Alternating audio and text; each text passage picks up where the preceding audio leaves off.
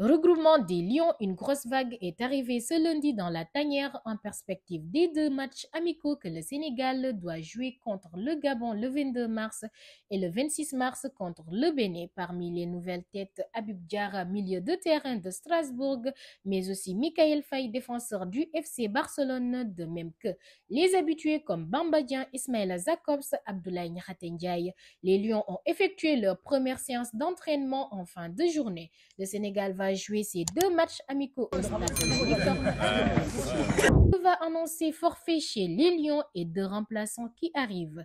Mamadou Lamine Camara, renaissance de Berkane, ne va malheureusement pas rejoindre la tanière et rater sa première sélection avec les Lions. Il sera remplacé par Mohamed Rassoul Ndiaye, joueur du Havre Athletic Club.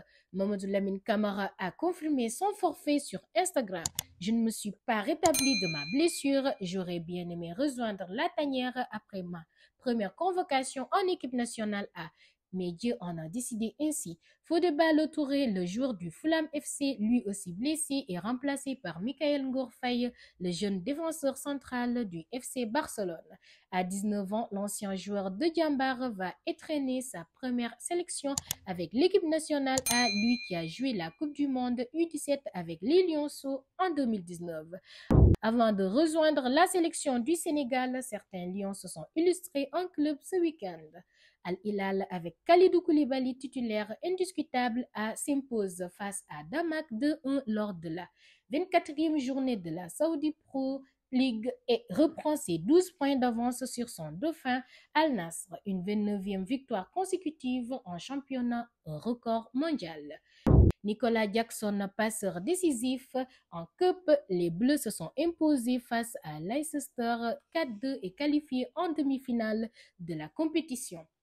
Parlons à présent du championnat de Ligue 1.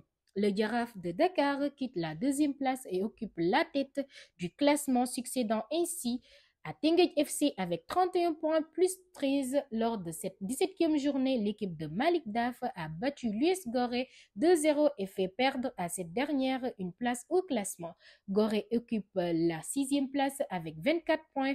Une rencontre jouée au stade de Ngor où le Giraffe va désormais recevoir ses matchs à domicile. Le Teungueth FC est relégué à la deuxième place après sa défaite contre Guédiawaye FC, permettant à ce dernier de maintenir sa troisième place dans le classement avec 28 points plus 5.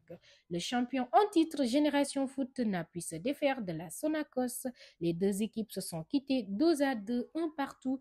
Génération Foot reste à la 11e position avec 16 points et Sonacos perd une place et se positionne à la 7e place après US Gorée avec 23 points plus 1. Casasport bat le Diambar FC 1-0 et s'éloigne de la zone de relégation avec une 10e place au classement. Pour Diambar, rien ne va avec une 14e et dernière place au classement.